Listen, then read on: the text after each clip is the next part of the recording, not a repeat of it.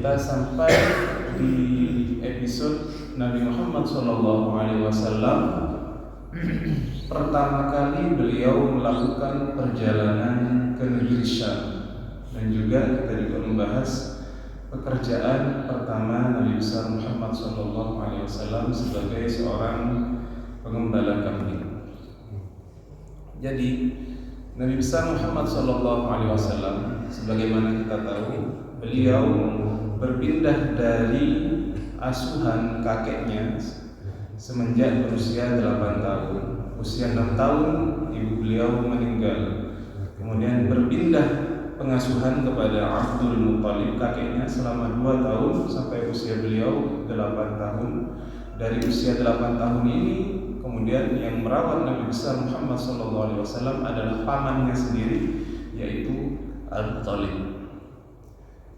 Ketika Nabi besar Muhammad SAW berusia 12 tahun, inilah pertama kali kemudian Nabi besar Muhammad SAW diajak oleh pamannya untuk berdagang ke negeri Syam. Jadi seperti yang saya sudah jelaskan, bangsa Quraisy ini termasuk bangsa yang suka berdagang, karena mereka pada musim panas berdagang ke negeri Syam yang saya sudah jelaskan. Sekarang itu posisinya adalah negeri Suriah, termasuk Palestina dan negara Syam.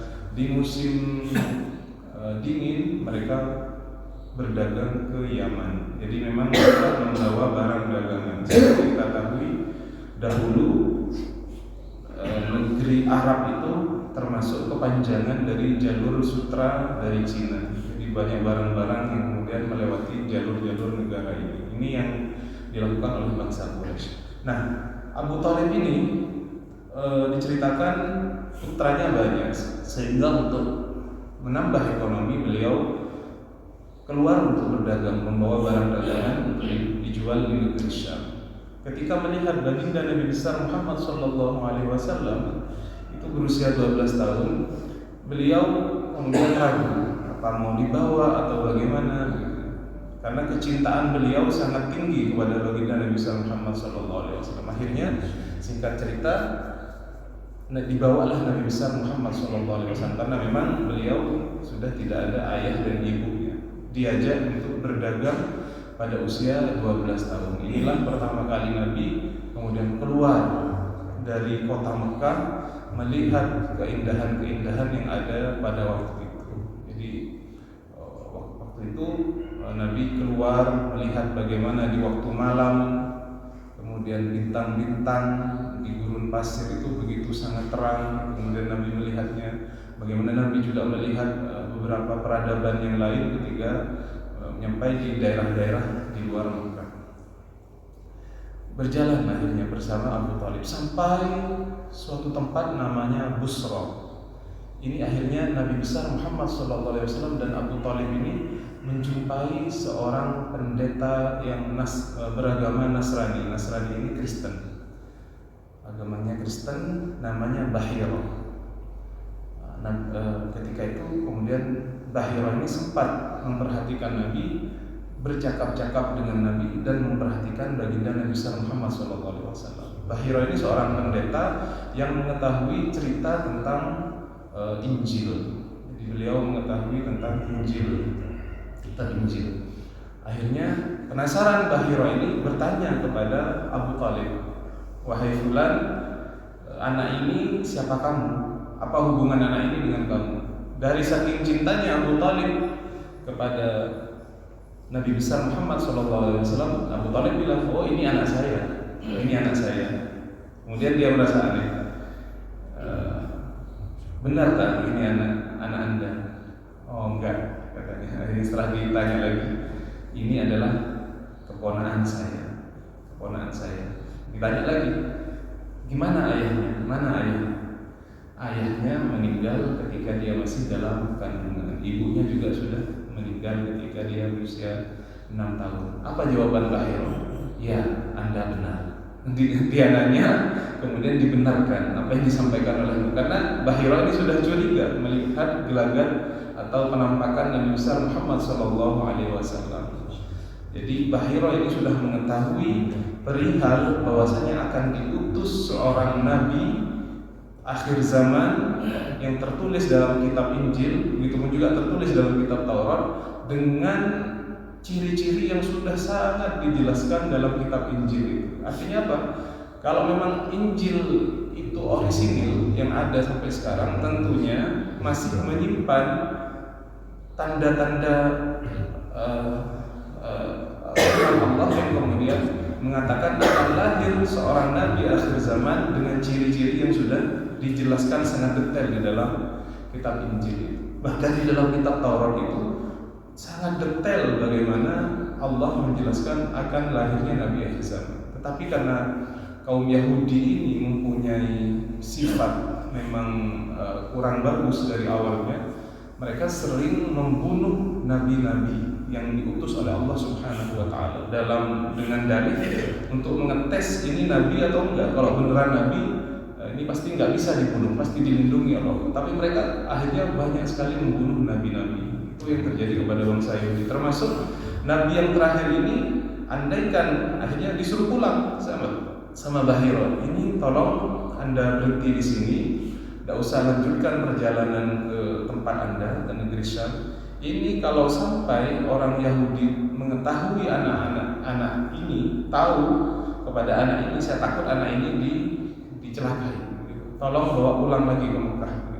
Karena nanti insya Allah anak ini akan mempunyai masa depan, sesuatu yang agung yang akan dia laksanakan. Tidak diceritakan detail sama Bahiro, tapi disuruh pulang.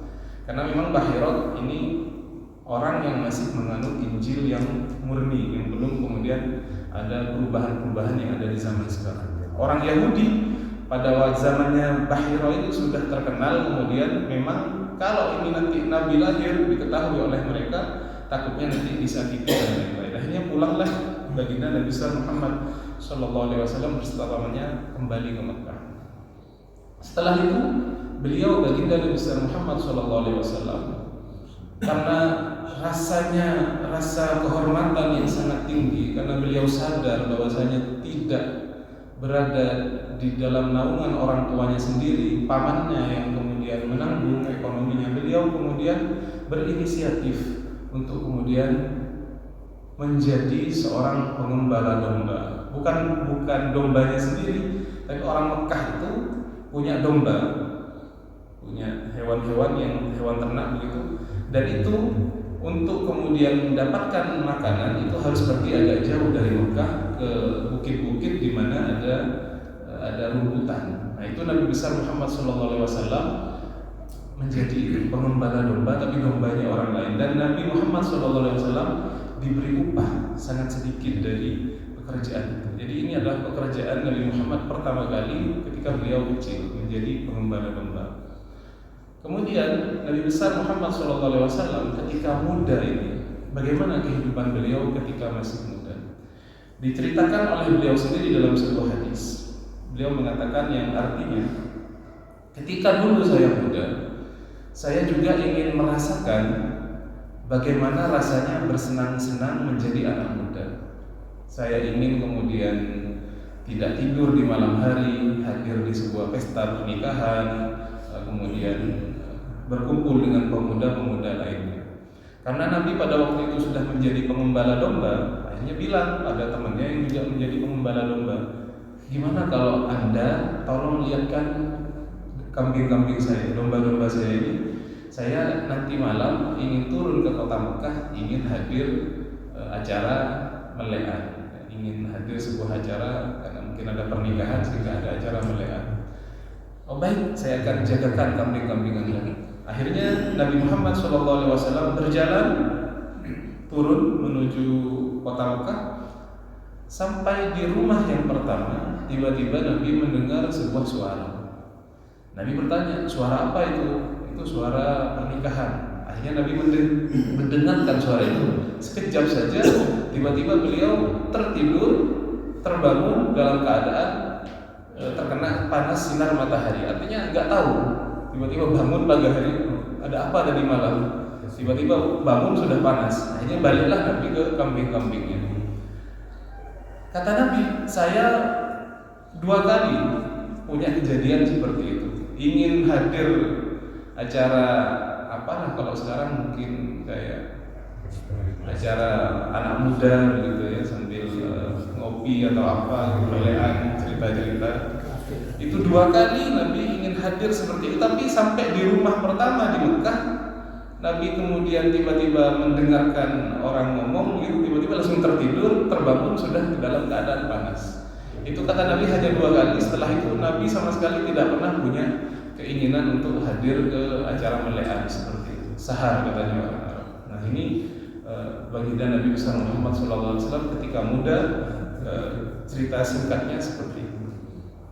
Apa yang bisa kita ambil pelajaran dari episode Nabi Muhammad SAW ketika muda ini? Yang pertama, bahwasanya kitab-kitab sebelum Al-Quran, baik itu Injil ataupun Taurat, sudah sangat detail menjelaskan sifat Nabi besar Muhammad SAW. Bahkan orang Yahudi ketika ditanya, benar tak kamu tahu sifat-sifatnya Nabi akhir zaman, itu dengan sangat detail melebihi kamu tahu dengan anak kamu sendiri. Iya, saya lebih kenal dengan sifat-sifatnya Nabi akhir zaman, yaitu Nabi Muhammad itu nantinya, daripada anak saya sendiri. Saya lebih kenal daripada sifatnya Nabi yang akan turun kemudian daripada anak saya sendiri. Nah, bahkan dahulu di Madinah itu ada kaum suku namanya Aus dan Khazraj. Ini suku di Madinah, Aus dan Khazraj, dan juga ada beberapa suku Yahudi. Suku Yahudi dan kaum Aus dan Khazraj ini suka bertikai, konflik begitu ya. Ketika sudah berkonflik, orang Yahudi selalu bilang, awas, sebentar lagi akan ada nabi yang diutus, kami akan mengikuti nabi itu. Kalau kami mengikuti nabi itu dan kami akan berperang bersama nabi itu, menumpas kalian semua. Artinya orang Madinah pada waktu itu sudah sering mendengar ancaman-ancaman dari kaum Yahudi yang mereka bilang akan ada nabi akhir zaman, kami akan ikut nabi itu. Kalau nanti kami ikut nabi itu, kami akan berperang bersama nabi itu, menumpas kalian. Nah ini sering diperdengarkan kepada kaum Aus dan Khazraj, dan sebab ini pula yang kemudian menyebabkan ketika Nabi berada di Madinah, beberapa orang dari Madinah, banyak cerita yang lalu ya, melaksanakan ibadah haji. Kemudian ketika bilang, saya ini seorang nabi, saya mengajak kalian kepada agama Islam, ketemu beberapa orang Madinah. Ini beberapa orang itu langsung mengimani Nabi. Di antaranya apa? Karena mereka sudah pernah mendengar dari orang-orang Yahudi yang ada di Madinah. Mereka pikirnya begini, kita harus ikut Nabi ini duluan sebelum didahului oleh orang Yahudi. Akhirnya banyak pada waktu itu, sebelum orang Makkah memeluk Islam, di Madinah sudah berkembang Islamnya karena mereka sudah mendengar cerita tentang Nabi jauh sebelumnya. Jadi orang Yahudi sudah mengenal begitu. Dan juga risalah yang diturunkan oleh Allah Subhanahu wa taala itu Islam, dari awal itu sudah Islam, agama tauhid. Sejak Nabi Adam sampai baginda Nabi besar Muhammad SAW, tidak ada kemudian agama lain yang diturunkan oleh Allah. Yang berbeda hanya syariatnya. Syariat Nabi Musa berbeda, syariat dalam agama Kristen berbeda, tetapi intinya sama-sama menyembah daripada Allah Subhanahu wa taala. Jadi Nabi Muhammad sudah diketahui sifat-sifatnya oleh kaum-kaum sebelumnya, terutama ahlul kitab yaitu Yahudi dan Kristen, sudah diketahui. Itu yang pertama. Kemudian Nabi Muhammad SAW itu pekerjaan pertamanya adalah mengembala domba. Apa pelajaran yang bisa kita ambil dari pekerjaan Nabi Muhammad ini yang mengembala domba? Yang pertama adalah tingginya nilai cita rasa Nabi besar Muhammad SAW dan penghormatannya. Beliau tidak ingin, walaupun beliau adalah orang yang ditanggung oleh pamannya, menjadi beban ekonomi. Beliau ingin berkontribusi dalam ekonomi itu bagi pamannya Abu Thalib, walaupun hanya sedikit. Jadi nggak mau hanya leyeh-leyeh ditanggung gitu. Jadi beliau dari kecil sudah punya cita rasa yang tinggi, punya kehormatan yang tinggi, gak mau menjadi beban. Akhirnya beliau berusaha untuk kemudian punya andil dalam ekonomi ini, walaupun digaji pada waktu itu, diberi upah sangat kecil oleh penduduk Mekah. Itu yang pertama. Yang kedua, Dari sini kita bisa mengambil ibrah juga bahwasanya seorang pendakwah, seorang da'i ilallah, orang yang mengajak kepada Allah Subhanahu wa taala, itu seyogyanya tidak kemudian menjadikan dakwahnya itu sebagai ladang mencari uang, sebagaimana yang dilakukan oleh baginda Nabi besar Muhammad SAW. Beliau bekerja. Orang yang berdakwah, yang kemudian dari dakwahnya itu dia mencari uang, maka ini repot. Dia tidak mempunyai kebebasan ketika berdakwah. Artinya apa? Orang yang kemudian memberi uang kepada dia itu, memberikan gaji, kemudian bisa mengatur, oh kamu begini ya, kamu begini ya, seharusnya menjelaskan Islam begini, oh kamu jangan begini ya. Itu tidak ada independen, tidak ada kemudian dia mampu berdakwah dengan benar sesuai dengan ajaran Islam karena kemudian dia mempunyai beban terhadap orang yang memberikan uang itu. Artinya apa? Seorang pendakwah di jalan Allah Subhanahu wa taala harus mempunyai sumber ekonomi yang lain, jangan menjadikan dakwahnya itu sebagai sumber kemudian dia mendapatkan ekonomi. Dan ini ulama-ulama kita yang dahulu mencontohkan, banyak sekali ulama yang kemudian berdagang. Termasuk saya mendengar Kiai Muhammad Siddiq. Jadi di Jember itu ada tokoh namanya Kiai Muhammad Siddiq. Ini mungkin banyak yang tidak tahu, makamnya ada di Condro, namanya Muhammad Siddiq. Anaknya diantaranya banyak sekali anaknya, ada yang berasal dari istri yang dari Lasem, ada yang berasal dari istri yang dari Jember.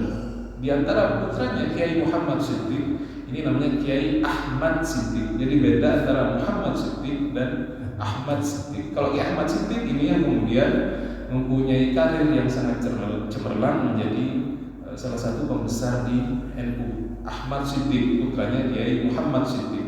Jadi Muhammad ini abahnya, berasal dari Lasem katanya. Dan termasuk beliau yang banyak membangun masjid-masjid di Jember itu, masjid Baitul Amin, masjid-masjid yang lain, termasuk beliau yang kemudian itu katanya pekerjaan Kiai Muhammad Siddiq saya dengar berdagang, punya pekerjaan berdagang. Artinya tidak menjadikan dakwah itu sebagai lahan mencari uang. Nabi Muhammad SAW nantinya juga berdagang. Beliau berdagang membawa barang-barang Khadijah pada waktu ke negeri Syam. Beliau juga termasuk orang yang kaya. Ketika menikahi Khadijah itu dikatakan berapa sekian unta yang beliau jadikan mahar, banyak sekali. Artinya beliau kaya pada waktu menikah dengan Sayyidah Khadijah. Nah ini menjadi penting untuk kita lakukan di zaman ini. Jangan sampai siapapun yang berdakwah kepada Allah Subhanahu wa taala tidak mempunyai sumber ekonomi yang lain, bekerja. Nabi Allah Daud itu kemudian seorang pandai besi. Jadi dikatakan bahwasanya orang muslim itu adalah orang yang paling baik dari kamu adalah orang yang makan dari pekerjaan tangan. Jadi itu pelajaran yang bisa kita ambil, bahwasanya seorang pendakwah di jalan Allah tidak boleh menjadikan dakwahnya itu sebagai ladang ekonomi. Dia harus kemudian mempunyai pekerjaan yang lain. Kiai-kiai bagaimana? Kita lihat sekarang banyak kiai kok kayaknya hanya ngajar saja, tidak pernah kerja. Ya, kita nggak tahu saja. Kebanyakan kiai itu biasanya punya sawah gitu, dikerjakan ke orang. Ya dari situ tidak kemudian mengambil ekonomi dari pekerjaan dakwahnya itu. Kemudian yang ketiga, apa hikmah dari Nabi ketika bekerja menjadi pengembala kambing ini? Bahwasanya harta yang paling baik bagi seseorang adalah ketika dia mendapatkan harta itu dari pekerjaannya sendiri dan pekerjaannya itu bermanfaat bagi masyarakatnya. Itu adalah yang paling bermanfaat. Jadi orang yang mempunyai andil kontribusi di masyarakat. Jadi Nabi pada waktu itu kontribusinya apa? Ketika itu Nabi membantu mengembalakan kambing penduduk Mekah, itu punya manfaat kepada masyarakat. Dari kita siapapun yang kemudian bekerja dengan tangannya dan manfaatnya kembali masyarakat, maka hasil yang dia dapat itu adalah hasil pekerjaan yang paling baik. Bukan kemudian leyeh-leyeh mendapatkan uang, mohon maaf, dari harta yang dia tidak ikut bekerja. Nauzubillah, misalkan kalau korupsi misalkan di zaman ini, nauzubillah, gak ada manfaat yang dia berikan, malah mencuri daripada harta rakyat. Jadi orang yang paling baik di masyarakat itu dia bekerja, mendapatkan upah, dan hasil pekerjaannya itu bermanfaat. Karena memang Allah Subhanahu wa taala menginginkan kita memakmurkan daripada dunia ini dengan bekerja dan lain-lain. Banyak contohnya ulama-ulama yang kemudian seperti ini, mempunyai pekerjaan, tidak kemudian menjadikan dakwah itu sebagai lahan mencari motif ekonomi. Kemudian yang ketiga, Nabi Muhammad tadi diceritakan bahwasanya beliau semenjak kecil itu maksum, terpelihara oleh Allah Subhanahu wa taala. Ada niatan dari Nabi Muhammad untuk hadir ke tempat-tempat melekan tadi untuk sama-sama dengan pemuda yang lain, terjaga dari Allah, dibuat tidur, terbangun sudah siap. Apa hikmahnya? Yang pertama, kita tahu bahwasanya Nabi Muhammad itu secara fisik dan psikologi itu sama seperti kita semua. Artinya apa? Dalam diri Nabi Muhammad terdapat syahwat, terdapat semua hal yang diinginkan oleh manusia kebanyakan umum. Jadi beliau juga punya keinginan persis seperti manusia biasa. Dan ini menunjukkan sifat yang baik daripada Nabi Muhammad. Andaikan Allah mau, misalkan, bisa saja seorang nabi itu dicabut syahwatnya oleh Allah. Jadi nggak ada syahwat sama sekali, baik ke dunia, ke perempuan, kepada harta, dicabut. Tetapi ini tidak baik bagi seseorang. Betapa kita lihat sekarang ini, orang yang dicabut sifat seperti itu adalah manusia yang tidak sempurna. Kita lihat di zaman ini, misalkan ada orang laki-laki misalkan dicabut syahwatnya, kemudian tidak suka kepada perempuan, kita jadikan dia aneh orang seperti itu, bukan orang yang sempurna. Ketika memang dicabut, gimana mau suka sama perempuan, sudah dicabut rasa syahwatnya. Maka Nabi Muhammad itu memang persis seperti kita, manusia biasa, tetapi beliau dijaga dari penjagaan Allah Subhanahu wa taala yang kita kenal dengan maksum itu. Kenapa Nabi Muhammad maksum? Karena beliau nantinya akan mengemban amanat yang sangat besar daripada Allah Subhanahu wa taala, menjadi tauladan bagi umat Islam, sehingga dari kecil dijauhkan oleh Allah Subhanahu wa taala dari hal-hal yang kemudian bisa tidak sesuai dengan dakwah yang akan beliau bawa nantinya. Jadi berbeda dengan kita, selain Nabi besar Muhammad SAW, termasuk dzurriyyah beliau, tidak ada yang maksum, tidak ada yang terpelihara kecuali baginda Nabi besar Muhammad SAW. Ini pandangan ahlu sunnah wal jamaah. Jadi yang maksum hanya Nabi, bahkan beliau sudah terpelihara daripada masih kecil. Dan saya sudah pernah juga jelaskan bahwasanya Nabi besar Muhammad SAW ini termasuk juga tidak pernah dari masa mudanya menyembah berhala sama sekali, tidak pernah. Berbeda dengan penduduk Mekah yang lain. Kalau Sayyidina Umar itu pernah, walaupun beliau kerasnya seperti itu, beliau pernah menyembah berhala. Dan bahkan diceritakan ketika beliau sudah masuk Islam itu, beliau sering menangis.